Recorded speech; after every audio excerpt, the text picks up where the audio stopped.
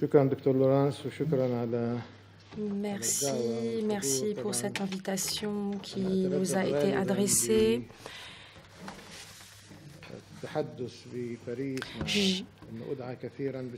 Je suis souvent invitée à Paris, mais j'hésite souvent à répondre positivement aux invitations parce que je ne maîtrise pas la langue française.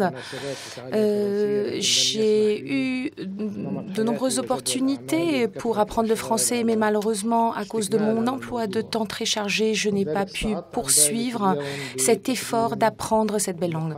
Je suis là pour présenter une thématique. D'ailleurs, mon intervention est rédigée en français et vous l'avez devant vous. Je ne vais pas lire mon intervention, mais vous trouverez les détails dans mon document. Je vais me contenter d'aborder les principaux points qui figurent dans mon intervention. Vous aurez l'opportunité, je l'espère, d'y jeter un coup d'œil. Il s'agit d'un résumé de mon ouvrage sur la transition démocratique dans le monde arabe, les succès, les échecs. Tel sera le titre de mon ouvrage. Je suis pleinement convaincue que les sciences sociales et les sciences politiques sont des domaines d'études, des area studies. En Allemagne, en France, au début du XIXe siècle, lorsque nous avons assisté à l'émergence des sciences sociales, il s'agissait d'études régionales qui avaient été mises en place pour aller vers la modernité en Europe. Par la suite, des principes généraux en ont découlé et qui ont constitué les fondements des sciences sociales, de la sociologie. Mais à la base, les sciences sociales, la sociologie étaient des domaines, des études thématiques, des area studies. Mais en réalité, il s'agit donc de sciences, les sciences sociales telles que nous les connaissons dans le monde arabe émanent de l'Europe. Et je ne peux pas considérer aujourd'hui que dans le monde arabe, nous pouvons parler d'études thématiques, alors qu'en Europe, ce qui prévaut, ce sont les sciences universelles, les sciences sociales universelles. Je voudrais essayer d'aborder avec vous cette transition démocratique dans le monde arabe en me basant sur l'étude que j'ai menée en la matière. Je vais utiliser certains termes qui découlent de mon expérience et qui découlent des sciences sociales et de ce que l'on a appelé tout au long des 2 ou 3 dernières décennies la transition vers la démocratie. Donc, je vais aborder certains termes, une terminologie bien spécifique. Mais avant de rentrer dans le vif du sujet, je voudrais remercier le Collège de France de m'avoir donné cette opportunité d'être présent parmi vous. Je remercie tous ceux qui m'ont permis d'être présent afin d'approfondir cet échange et cet échange intellectuel. Ce qui se passe actuellement au Liban et en Irak, après cette expérience syrienne que nous avons connue, et après cette crainte que nous avons remarquée en Europe et même chez nous dans notre région, l'on a dit que le Mashrek était en train de faire face à un véritable risque de division ancrée. Et ceci nous ramène aux ouvrages de Simon Marcet-Lipset, qui avait abordé la notion de l'unité de l'État et les études de transition démocratique depuis Roscoff dans les années 70. Ce dernier avait dit qu'il fallait que l'on s'unissait autour du concept de l'État pour qu'il y ait un État. Il est important d'avoir cette unité autour du concept de l'État et qu'il était indispensable que cette condition soit remplie pour que l'État se concrétise. Aujourd'hui, nous voyons des révolutions et des révolutions qui ont mené à des guerres civiles. Mais ce qui se passe actuellement au Liban et en Irak, à mon avis, il s'agit là d'une réaction quant à la révolution syrienne ou ce qui a eu lieu en Syrie. Aujourd'hui, il y a ce principe de la citoyenneté, ce principe ancré de la citoyenneté. Alors qu'aujourd'hui, ce qui se passe en Irak et au Liban serait attribué, à mon avis, au principe de cette citoyenneté. Je pense que l'État, c'est l'entité qui est en charge de réguler cette relation entre l'individu et l'État. Et il faudrait refuter l'idée du confessionnalisme ou des appartenances communautaires. Or, ce qui se passe aujourd'hui en Irak et au Liban, c'est que ce refus vient de la base même. Parce qu'en général, ce sont les élites politiques qui devraient être les plus attachées à l'unité d'un État.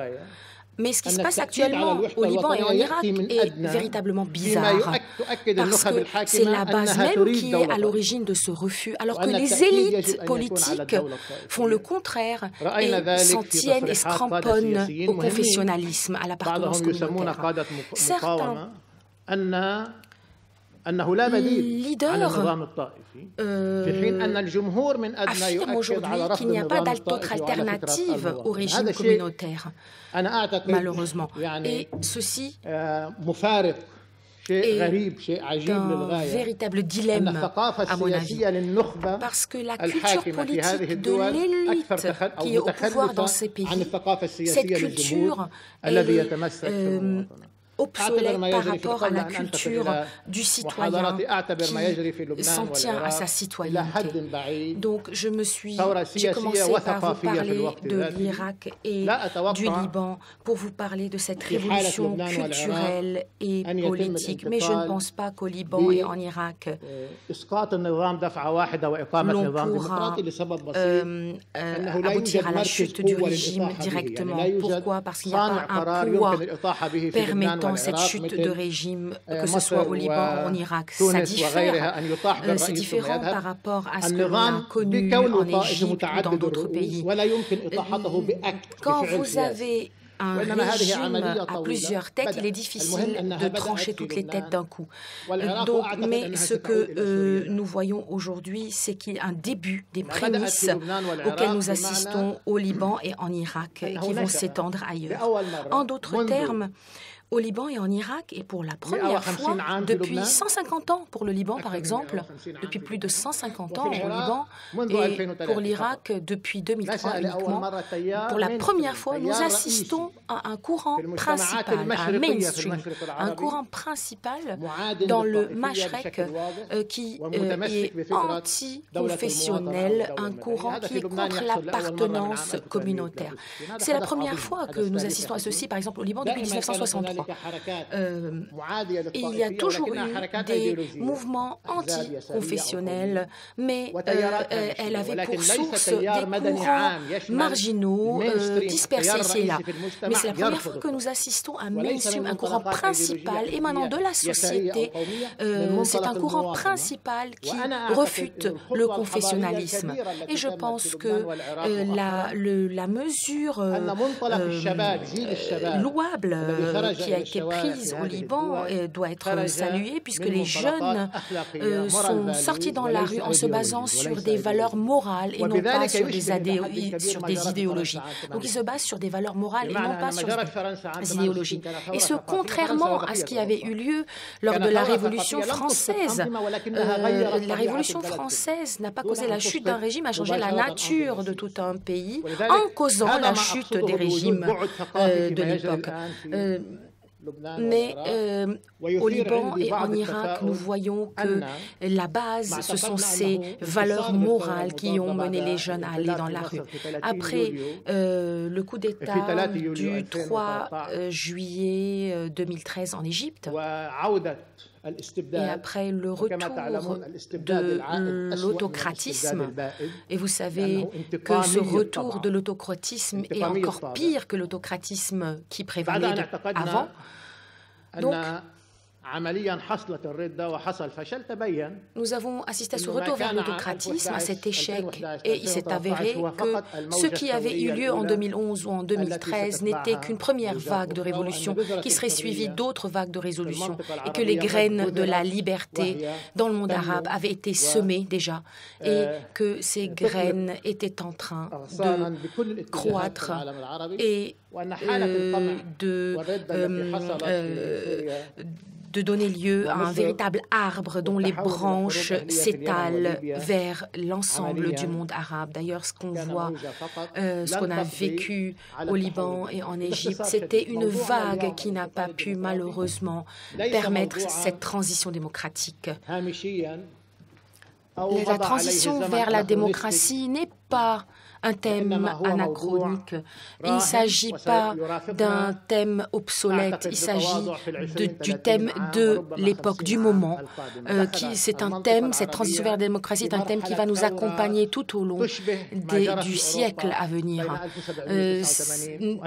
Je pense que ce qui se passe actuellement dans le monde arabe actuellement ressemble beaucoup à ce que l'Europe a connu en 1889 et par la suite. Et je pense que ce à quoi nous assistons dans le monde arabe va durer au moins pour un demi-siècle à venir.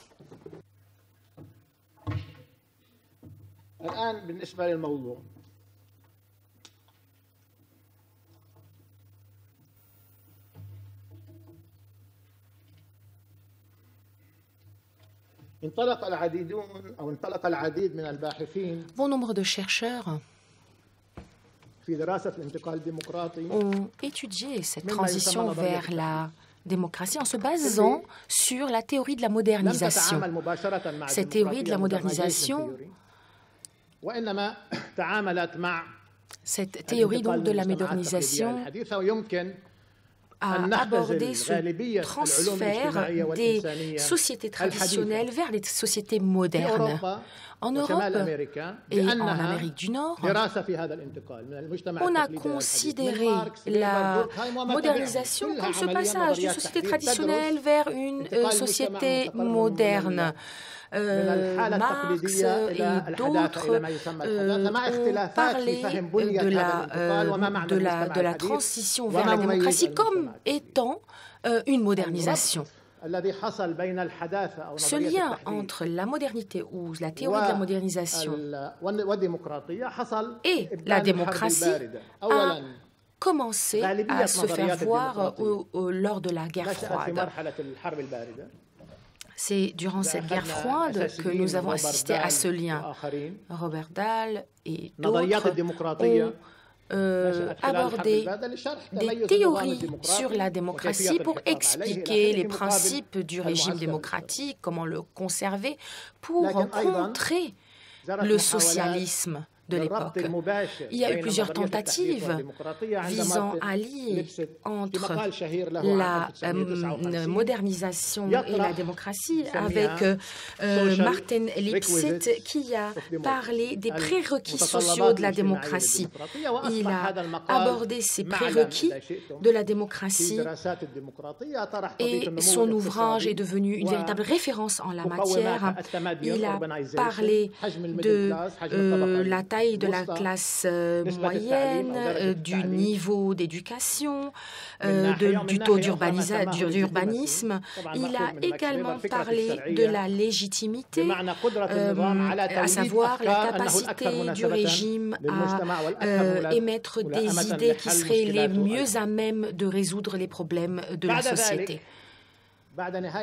Par la suite et après, à la fin de la guerre froide, ou même un peu avant la fin de la guerre froide, et plus précisément dans les années 70, il y a eu un véritable développement majeur en Europe du Sud, en Grèce, au Portugal, en Espagne. Ces pays se sont dirigés vers la démocratie. S'en est suivi une vague vers la démocratie en Amérique latine.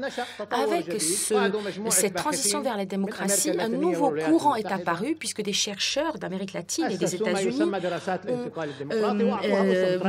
mené des études sur la transition vers la démocratie. D'ailleurs, ils lui ont donné une appellation, la transitologie, c'est-à-dire la transition vers la démocratie. Et ils l'ont accompagné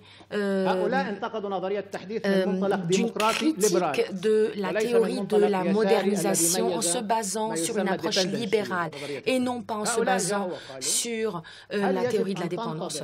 Donc ces chercheurs se sont dit, est-ce que les pays du tiers-monde doivent attendre que la classe moyenne s'élargisse, qu'il y ait suffisamment d'éducation pour réaliser la démocratie? Certains considèrent que nos peuples ne sont pas prêts pour la démocratie. Est-ce que ceci peut être qualifié de théorie? Donc c'est ce qui avait donné lieu à cette théorie de la démocratie. Donc, il y avait ce courant qui était pour la démocratie dans ces pays du tiers-monde et ces chercheurs étaient convaincus qu'il n'était pas nécessaire que ces conditions, que ces prérequis soient remplis pour pouvoir arriver à la démocratie. Donc, tous les prérequis, les conditions de la théorie de la modernisation n'étaient pas remplis en Europe lorsque cette théorie a été montée et lorsque l'Europe s'est dirigée vers la démocratie. Ces chercheurs estiment donc que le libéralisme était à un moment donné limité à une minorité et puis ça s'est élargi au point où la démocratie a pu s'installer. Les théoriciens qui étaient à l'origine de la théorie de la modernisation nous disent qu'il faut avoir suffisamment un taux d'éducation élevé, il faut l'élargissement de la classe moyenne pour réaliser la démocratie. Ces chercheurs ont essayé de démontrer le contraire. Les chercheurs ont essayé de montrer que ce qui leur était demandé, c'était les résultantes de la démocratie et qu'il fallait commencer par la démocratie pour arriver à remplir ces prérequis. Ceci a été réellement réalisé à la fin de la guerre froide, lorsque certains pays ont estimé que les peuples des pays du tiers-monde n'étaient pas prêts. Il y avait cette argumentation basée sur une apologie en se disant que voilà, les pays de la région sont sous des dictatures parce que les peuples ne sont pas prêts pour la démocratie. Mais à la fin de la guerre froide, la donne a changé et les peuples ont exprimé leur souhait pour la démocratie. Et après la guerre froide, l'alliance avec les dictatures n'était plus indispensable. Et par conséquent, les États-Unis d'Amérique n'étaient plus anti-démocratie ou contre l'installation et l'adoption d'un régime démocratique dans ces pays, dans ces pays du tiers-monde. Je voudrais vous dire que la guerre froide a pris fin partout dans le monde, sauf à l'exception du monde arabe. Et là, c'est une remarque très importante, parce que souvent on parle de cette exception arabe. Or, l'exception n'est pas une exception arabe. En vérité, le camp dirigé par les États-Unis d'Amérique, qui s'est toujours prétendu comme étant le garant de la démocratie face au communisme à la fin de la guerre froide. Pour ce camp, précisément, la guerre froide n'a pas pris fin dans le monde arabe. Et ce camp traite toujours avec la même logique dans le monde arabe, comme c'était le cas durant la guerre froide. Il s'allie toujours avec les dictatures, et ce parce qu'il craint trois choses. Il a des craintes pour la sécurité d'Israël, et ce par les élections arabes qui ont lieu tous les 4 ans, des élections à résultats incertains. Ce camp tente de mettre en place des transactions et en garantissant la continuité de ces dictatures qui sont en place. Je peux vous donner les exemples de Hafez al-Assad et Bachar al-Assad qui, les Américains vous disent, sous le régime Assad, les armes n'ont jamais été pointées en direction d'Israël, même si c'est un régime de dictature, donc il est à garder. Il y a une autre crainte, à savoir le pétrole. Peut-être que cette crainte est de moindre importance par rapport aux autres craintes préalablement mentionnées. Mais et la troisième crainte est ce qui est qualifié de terrorisme islamique. Je pense que le terrorisme émane de beaucoup de facteurs, dont ce despotisme de la part des régimes arabes. Je pense que c'est cette dictature et ce despotisme qui ont donné lieu, personnellement, c'est ce que j'estime, qui ont donné lieu à ce terrorisme. Donc, c'était là une remarque ou ma remarque. Je reviens au vif du sujet. Après la guerre froide, les études de transition démocratique ont critiqué les idées véhiculées par la théorie de la modernisation. Je pense, et je le dis dans mon ouvrage qui va bientôt être publié, je pense que l'on ne peut pas passer outre les premiers principes de la théorie de la modernisation pour ce qui a trait de la consolidation de la démocratie. Donc, lorsque nous parlons de la consolidation de la démocratie, il s'avère qu'il est difficile de le faire sans un certain niveau économique, sans un certain taux d'éducation, etc. Une fois la transition a lieu, le nouveau régime démocratique doit prendre en compte les prérequis sociaux et économiques de la démocratie. À mon avis, les prérequis les plus importants sont ceux ayant trait à l'éducation. Je pense que j'aurai besoin d'un peu de temps pour le prouver, mais même les statistiques montrent qu'il y a une corrélation entre l'éducation et la démocratie. Et cette corrélation dépasse tout autre coefficient, comme par exemple le niveau de vie ou autre. Mais pour le moment, il m'est difficile d'aborder ce sujet précisément dans le cadre de cette intervention. Pour revenir au monde arabe, la deuxième vague de la transition démographique a lieu lorsque le camp socialiste s'est dirigé vers la démocratie. C'est à ce moment-là que l'on a parlé que dans le camp socialiste, il y avait les prérequis de base, c'est-à-dire un taux d'éducation. Mais il y avait un autre facteur auquel des chercheurs comme Guillermo O'Donnell ou Schmidt ou autres n'ont pas fait attention. Ce facteur a été remarqué par Linz et Stéphane, à savoir que dans le camp socialiste, il ne faut pas passer outre le facteur externe. Le camp socialiste s'est dirigé vers la démocratie, mais nous ne pouvons pas comprendre cette transition vers la démocratie sans comprendre les réformes qui ont eu lieu au niveau de l'Union soviétique de l'époque. Donc, il y avait un facteur externe qui a eu un impact et qui a mené vers cette démocratie. Dans le monde arabe, en 2011, des révolutions spontanées ont vu le jour. Les gens sont sortis dans la rue pour réclamer la lutte contre la corruption, pour se débarrasser de cette corruption, pour lutter contre cet autoritarisme, cette autocratie. C'est ce que nous avons vu récemment en Irak, au Liban, au Soudan et dans d'autres pays. Il y a un autre point que je tiens à évoquer pour attirer l'attention de nos amis français, un point qu'il ne faut pas sous-estimer, celui de la dignité humaine, la dignité humaine. En Tunisie et en Égypte, la révolution a eu lieu parce qu'il y avait des atteintes physiques.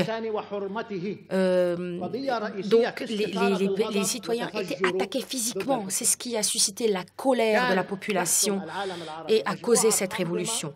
Le monde arabe était gouverné par des régimes qui ne respectent pas la dignité humaine et qui ne respectent pas l'être humain. Donc l'humiliation a été à l'origine de la révolution tunisienne. Des atteintes physiques ont été perpétrées. Donc c'est ce qui a causé cette révolution. Vous vous souvenez sans doute de Khaled Saïd qui est mort sous la torture.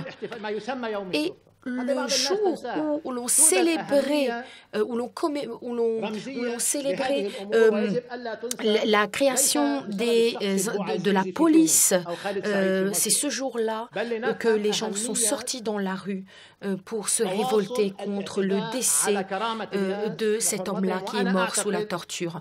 Donc il ne faut jamais sous-estimer la dignité humaine. Je pense même que ce facteur de dignité humaine a joué un rôle très important en Syrie. L'humiliation et cette humiliation perpétuelle, continue, qui atteint même non seulement, ce n'est pas seulement une humiliation morale, mais une humiliation physique qui atteint les citoyens. Et c'est ce facteur-là qui a été à l'origine de ces révolutions. Et je pense que les Arabes ont eu quelque chose à ajouter à cette théorie de la transition vers la démocratie. Nous avons eu notre valeur ajoutée.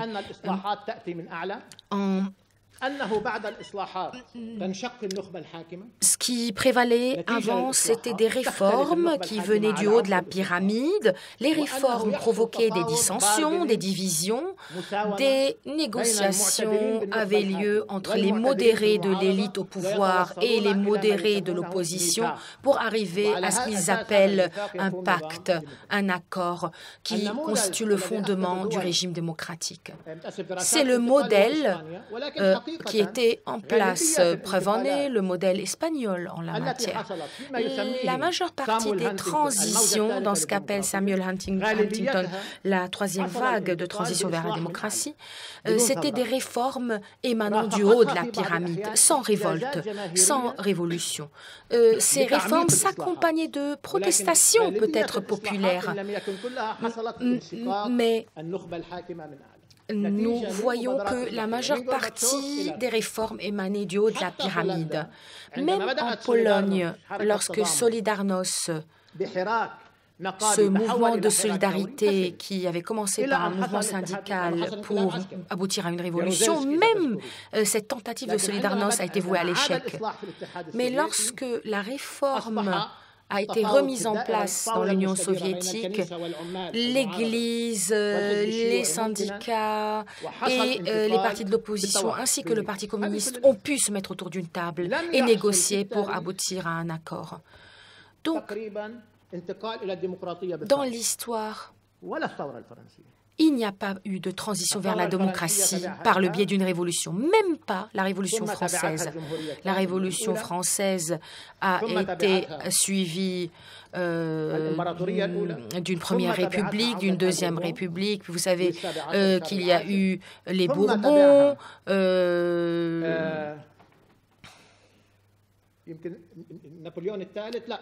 et puis peut-être Napoléon III, je ne sais plus, dit M. Hazmi. Donc, il y a eu plusieurs étapes, plusieurs dynasties pour aboutir à la République, à la Troisième République. Et ils ont mis en France 80 ans pour le faire. Et je pense que la démocratie libérale s'est ancrée véritablement et s'est renforcée après la guerre mondiale. La révolution n'a jamais mené à la démocratie nulle part. Les révolutions que nous connaissons et qui ont pour objectif la chute d'un régime de manière directe ne donnent pas lieu à la démocratie, elles donnent lieu à des dictatures. Preuve en est, la révolution bolchevique, la révolution iranienne en est un autre exemple. Les protestations qui ont accompagné la transition démocratique concernaient les réformes. Depuis la fin du siècle dernier, il y a eu des réformes dans le monde arabe à cause d'une pression américaine, la fin de la guerre froide et d'autres raisons. Et moi, je pense que c'est à cause de la chute des prix du pétrole, des cours de pétrole dans les années 80. Ça a été une raison très importante pour opérer des réformes. Et ce qui s'est passé dans le monde arabe, et là il s'agit d'une exception que j'essaie de travailler dans mon livre, c'est que les élites ne se sont pas divisées. Il n'y a pas eu de dissidence ni en Tunisie, ni en Jordanie, ni en Égypte. Dans tous ces pays où il y a eu des réformes, il n'y a pas eu de division au sein de l'élite, ce qui montre que ces pays, les pays arabes, sont des pays où on assiste à un règne qu'on peut comparer à celui des sultans, c'est-à-dire il n'y a pas de division, on réforme et point à la ligne. Donc ces réformes ont eu lieu à la fin du 19e siècle, du 20e siècle. Donc, mais ces réformes n'ont pas réussi. Et d'où les révolutions arabes à partir de 2011. Et moi, j'appelle ça, c'est la contribution des Arabes dans les révolutions que j'appelle révolutions réformatrices, c'est-à-dire qu'il s'agit de révolutions qui ne veulent pas mettre la main au pouvoir, comme ce fut le cas en Iran ou ailleurs, comme ce qui s'est passé pendant la Révolution française. Ces révolutions veulent la chute du régime, mais ne travaillent pas à le renverser, n'aspirent pas à le renverser personnellement. Ce qui s'est passé en janvier 2011, c'est ce qui s'est passé en janvier 2011 en Égypte et en Tunisie. Les révolutionnaires n'avaient pas un programme, n'avaient pas de projet pour mettre la main sur le pouvoir, pour accéder au pouvoir. Et ils sont descendus dans la rue pour réclamer les réformes au régime en place. Les révolutions ne fonctionnent pas de cette façon. Les révolutions s'imposent. Et là, il s'agit de révolutions réformatrices. C'est la raison qui me pousse à dire qu'il y a de bonnes raisons pour étudier les transitions démocratiques. Je ne sais plus combien de temps il me reste. Et il me reste 10 minutes, paraît-il. Pour ce qui est des autres contributions arabes, nous remarquons que les révolutions arabes ont eu lieu à partir de 2011 et les révolutions récentes, par exemple en Algérie. Si l'armée n'aspire pas à prendre le pouvoir, à accaparer le pouvoir, je pense que là, toutes les conditions sont présentes pour que la révolution réussisse et qu'on ait un État dans ce pays au vrai sens du terme. Sauf, je répète, si l'armée ambitionne l'arrivée au pouvoir. Il y a eu 2 transitions démocratiques dans 2 pays arabes uniquement, la Tunisie et l'Égypte. Je ne pourrais pas aujourd'hui parler d'autres pays. Au Yémen, les protestations se sont transformées en guerre civile, alors que le début de la révolution était très prometteur. Il ressemblait à ce qui s'était passé en Espagne, mais avec l'intervention des Émirats arabes unis et de l'Arabie saoudite, cette protestation qui était de très haut niveau et très mature s'est transformée en guerre civile. En Libye, on a eu la preuve qu'il faudrait d'abord des institutions. Parmi les premières institutions à bâtir, c'est l'armée. Ensuite, il y a eu les interventions extérieures. Qu'est-ce qu'on peut déduire de cette expérience libyenne?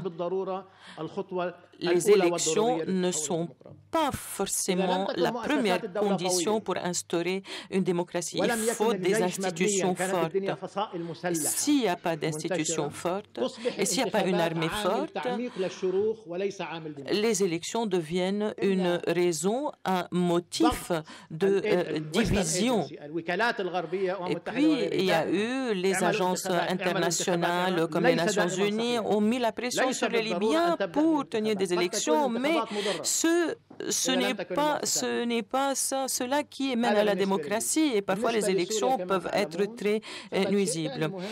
Pour ce qui est de la Syrie, certains de mes collègues libéraux, moi je me considère démocrate libéral, certains estiment que l'oppression, s'il est permanent, assidu et sans aucune contrainte, est utile. Alors que, normalement, quand on est libéral, on estime que la violence ne sert à rien. Mais là, on prétend que si la violence est continue, sans contrainte et de façon pérenne, réussit. On n'a imposé aucune limite dans l'usage de la violence au régime syrien. Voilà le premier facteur qui a permis au régime de se maintenir en place. Le deuxième facteur, c'est le renoncement des Occidentaux à cause de l'échec de l'Occident des États-Unis en Irak, et parce qu'on n'était pas sûr de pouvoir trouver un substitut. Et l'opposition armée n'avait pas une orientation claire qui permettait de voir un avenir clair. Et le troisième facteur, c'est l'intervention directe de l'Iran et de la Russie sur le terrain syrien et tranché la situation. Quatrièmement, il y a eu une montée d'islamisme au sein de certaines milices en Syrie, ce qui a mené à une alliance entre les minorités en Syrie, et il y a eu aussi la majorité laïque qui a eu très peur. Et moi, j'estime qu'en Syrie, il y a une grosse majorité de laïcs, des laïcs qui appellent à la séparation entre la religion et l'État. Et donc,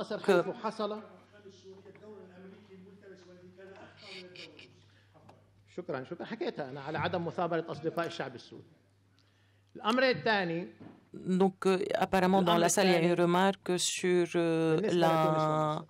l'abandon du peuple syrien. Donc, je retourne à la Tunisie et à l'Égypte.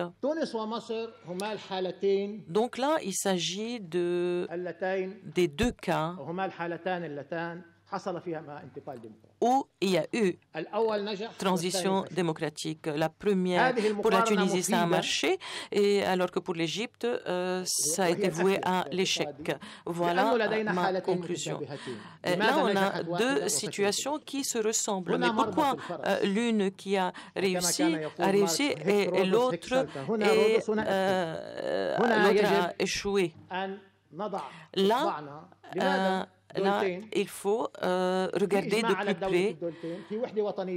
Dans les deux pays, il y a une unité nationale, il y a des institutions dignes de ce nom dans les deux pays. Et contrairement à ce que je croyais, avant de travailler sur les chiffres que vous avez dans le document qui est en votre possession, des chiffres que vous allez trouver à la page 19, avant d'étudier ces chiffres, j'étais persuadée que la théorie de la modernité s'appliquait, c'est-à-dire, moi je considérais que la Tunisie était plus moderne que l'Égypte, et c'est la raison pour laquelle la révolution a réussi, parce que le niveau d'éducation est meilleur en Tunisie.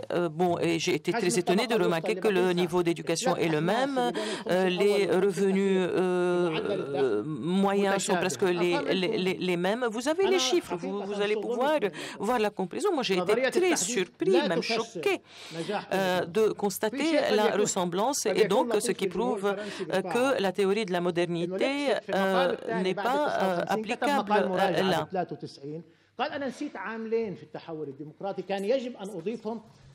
Lipset a revu sa théorie de la modernité en parlant dans les années 90 de la culture islamique. Bon, il est clair, quand on regarde les pays musulmans, il y a un pays quasi démocratique, un régime quasi démocratique en Turquie, peut-être en Indonésie. Il a prétendu que les anciennes colonies françaises ne peuvent pas se transformer, devenir démocratiques, mais c'est le cas des colonies, des anciennes colonies britanniques. Mais voyons la situation sur le terrain le contredit, parce que la Tunisie, ex-colonie ou ex-pays sous mandat français, il est devenu démocratique, et l'Égypte, qui était ex-colonie britannique, n'a pas réussi sans son expérience démocratique. Donc, voilà. Et je voudrais rajouter que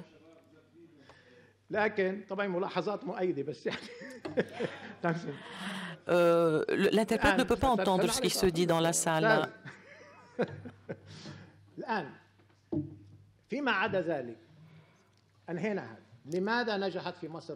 Pourquoi la révolution a réussi dans un pays et pas dans l'autre?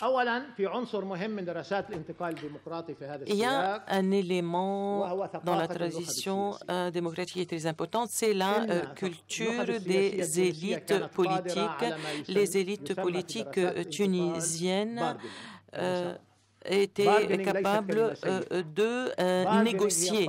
Et en anglais, on dit bargaining. Et ceci n'est pas un mot honteux. Ils étaient capables de négocier. Ils étaient prêts à négocier avec le régime pour opérer le changement. Et après la chute de Ben Ali, il y avait des gens comme Ghanouchi et d'autres qui étaient de l'ancien régime qui ont continué. Et il y a eu une négociation et on a pu instaurer la démocratie.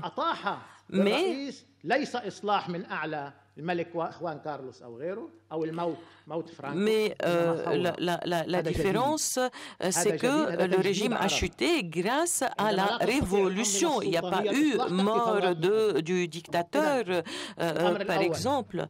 Et donc, ceci est nouveau et très important.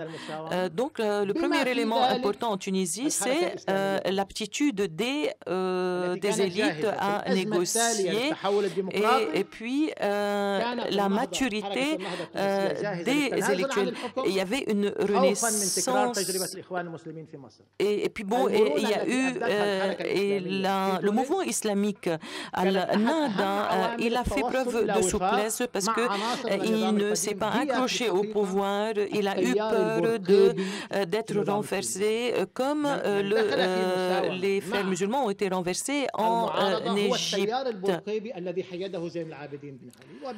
Et le courant de Bourguiba qui avait été mis à la marge par Ben Ali a joué un rôle important. Et il y avait un courant qui s'opposait à tout et on fait appel à l'armée pour intervenir.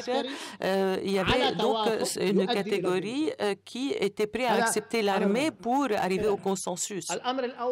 Donc, en Tunisie, premièrement, la culture politique de l'élite. Pourquoi, pour moi, ça contredit la théorie? Parce que là, je parle de culture politique de l'élite et non pas du peuple.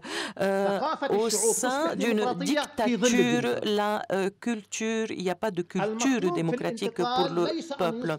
Dans une transition, on ne peut pas demander, on ne s'attend pas à ce que le peuple soit démocratique, mais il faut que les élites soient démocratiques. Ceci est un élément très important. Dans les deux pays, l'armée désobéi au régime qui lui demandait de réprimer les révolutions. L'armée égyptienne et l'armée tunisienne n'ont pas obéi au dictateur, mais la différence est que l'armée égyptienne aspirait à prendre le pouvoir alors que ce n'était pas le cas de l'armée tunisienne. Et là, il s'agit d'une nouvelle expérience arabe. Et donc, on ne peut pas procéder à une transition démocratique si l'armée s'y oppose. Quand il y a une révolution, ou bien l'armée observe la neutralité, ou bien elle ne n'aspire pas au pouvoir pour pouvoir instaurer la démocratie. Et puis, il y a l'élément extérieur. Si le pays est important sur le plan géostratégique, là, le facteur externe devient de plus en plus important. Si le pays n'est pas important sur le plan géostratégique, là, il n'y a pas d'intervention de l'extérieur, ce qui est le cas de la Tunisie. La Tunisie n'a pas de pétrole. Elle n'est pas à la frontière d'Israël et on ne trouve pas au sein de ce pays des éléments, des facteurs qui peuvent intéresser le monde. Donc, aucun pays n'a prêté la moindre attention de la transformation de la Tunisie en démocratie, alors ce n'est pas le cas de l'Égypte. L'Égypte est le plus grand pays arabe. Alors, si l'Égypte devient démocratique, alors les régimes du Golfe seront menacés. Et dans ces pays-là, des pays du Golfe, il n'y a pas d'agenda démocratique. L'Arabie saoudite a peur de la démocratie, parce que c'est un grand pays. Les Émirats, les petits pays ne craignent pas la démocratie. Par exemple, comme les Émirats arabes unis, ils jouent, les Émiriens jouent un rôle avant-gardiste à l'envers, si je puis dire. L'intervention américaine, et Kirkpatrick a remarqué cela, c'est-à-dire un appui américain, un soutien américain pour un coup d'État de l'armée en Égypte. Et il révèle dans son livre des rencontres entre des éléments de l'armée égyptienne et des responsables américains qui les encourageaient à opérer ce coup d'État.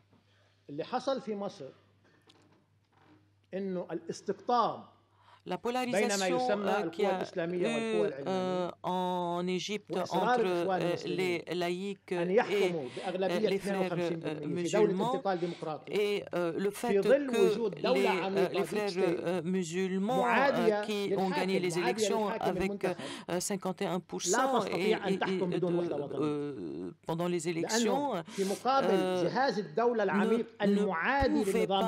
ne pouvaient pas gouverner seuls parce qu'il fallait utiliser les forces de la révolution, mais les forces de la révolution étaient divisées, comme je l'ai dit, entre laïcs et islamistes. Et cette division a remplacé la division entre démocratique et antidémocratique. Et ceci a permis à l'étranger de s'immiscer, de manipuler. بحجم ثورة التوقعات الخيبات في المراحل الأولى للديمقراطية لأنه دائما توقعات الناس كثير اجتماعيا وإقتصاديا une révolution de cette ampleur dans un pays comme l'Égypte, les attentes sont très importantes et donc la colère est au même degré, niveau d'importance, et là ça ouvre la porte aux manipulations et aux interventions de l'étranger, ce qui n'a pas eu lieu en Tunisie à cause de la culture des élites politiques. Deuxièmement, c'est l'absence de toute aspiration à saisir le pouvoir de la part de l'armée et, si je puis dire, la non-importance géostratégique du pays sur l'échiquier international. Je vous remercie, mesdames et messieurs, de votre attention.